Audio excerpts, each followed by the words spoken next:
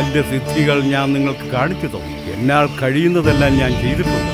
എന്റെ ഈ വരം നല്ലതിന് മാത്രമേ ഉപയോഗിക്കാൻ പാടുള്ളൂ.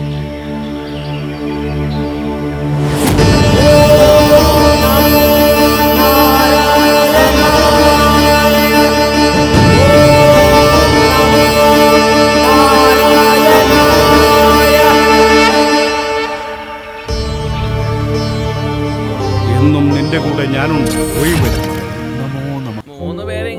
വീടിന് വെള്ളടിച്ച പോലെയാണല്ലോ പോകുന്നത്. പോയാ പിന്നെ ആ സ്ഥലത്തേക്ക് നോക്കണ്ട. അവിടെ ഇനി എന്താണ് അവൻ നടക്കാൻ പോകുന്നത്? എന്താ കിണറിലേക്ക് നോക്കുന്ന പോലെ എത്തി നോക്കുന്നത്? അയ്യോ എടാ മഹാഭാവികളെ, 3 പേരും ചേർന്ന് എന്റെ ചേച്ചിയെ കൊന്നോ? അയ്യോ ചേച്ചി, ഞാൻ ചോദിക്കുമ്പോഴേക്കും കാശ് കൊടുക്കാറുള്ളതല്ലേ? ചേച്ചി പോയില്ലേ? ഇനി ഞാൻ ആരോടാ കാശ് ചോദിക്കാം?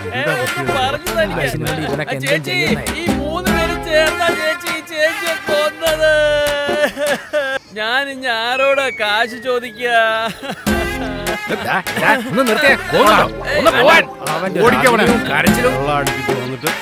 എന്തൊക്കെയാണ് ഇവിടെ ചെയ്യേണ്ടതെന്ന് വെച്ചാൽ എല്ലാവരും ചേർന്ന് ചെയ്തോളാം.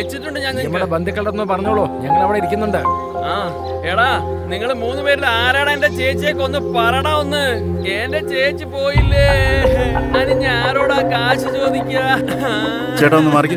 എടാ, നീ ഒന്ന് പോയി നോക്കടാ അവിടെ എന്റെ ചേച്ചി കിടക്കുന്നത്. എന്താണ് ചെറുപ്രായത്തില് ഇങ്ങനെയൊക്കെ സംഭവിച്ചല്ലോ. അമ്മാവാന്ന് വിളിച്ച് എനിക്ക് ചോറ് തരുമായിരുന്നു. നീ എന്നെ ഉപേക്ഷിച്ച് പോയല്ലോ മോളെ. ദൈവമേ, എന്റെ ജീവൻ എടുത്തിട്ട് എന്റെ മരുമോൾക്ക് ജീവൻ നൽകി. നിനക്ക് എന്തുവാ മോളെ പറ്റിയത്? ഇങ്ങനെ പെട്ടെന്ന് എന്നെ ഇട്ടേച്ച് പോയില്ലേ മോളെ? ഇതെന്താ പുതിയ കഥ? മരിക്കേണ്ട വയസ്സാണോ നിനക്ക്? ദൈവത്തിന് പോലും കണ്ണില്ലേ?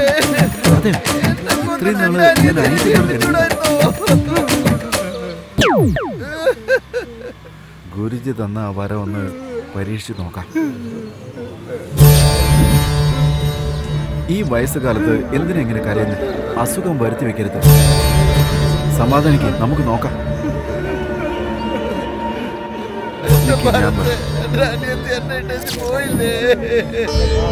മനോഹരൻ ചേട്ടാ, കരയണ്ട. വിധി പ്രകാരം നടക്കട്ടെ. കരയാതെ കരയാതെ.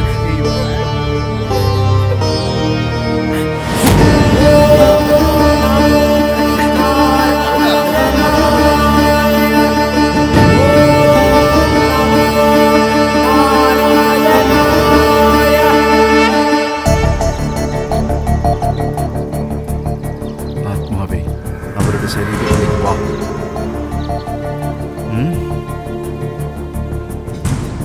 നടക്കുന്നില്ലല്ലോ.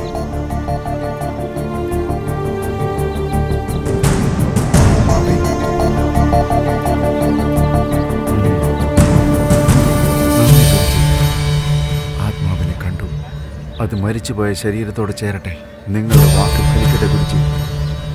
അമ്മയെ വിളിക്ക്. അമ്മ മരിച്ചത് കൂടെ വരൂ. എടാ നടക്ക്. ഇനി സംഭവിക്കാൻ പോകുന്ന നോക്കിയോ.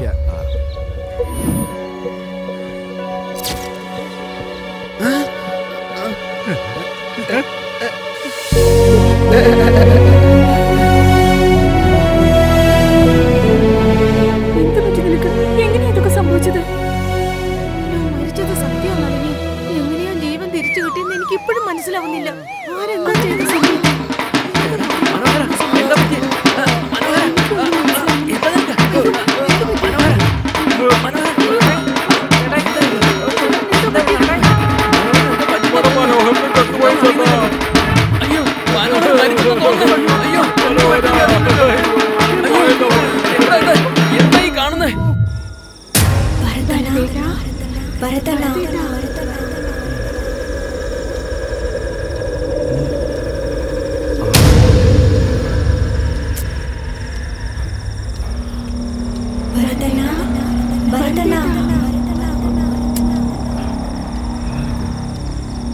ശരീരത്തിൽ പോവാത്ത ആത്മാവും ഉണ്ടോ? എവിടെയാ മറിഞ്ഞിരിക്കുന്നത്?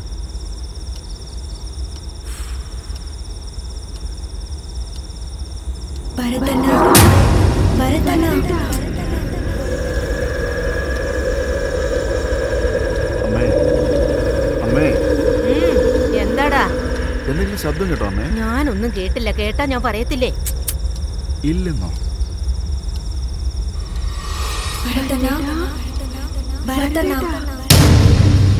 അമ്മേ ഇപ്പോഴമ്മേ? നീ എന്നെ ഉറങ്ങാൻ സമ്മതിക്കില്ലേ? ശരി ശരി, അമ്മയൊന്നും ആലോചിക്കാതെ കിടന്നു. എങ്ങനെ ആലോചിക്കാതിരിക്കുന്നേ? ഇപ്പൊ നിന്നെ കുറിച്ചാ എന്റെ ചിന്ത മുഴുവൻ. ഗുരുജി, എന്തൊരു പരീക്ഷണമായിട്ട്.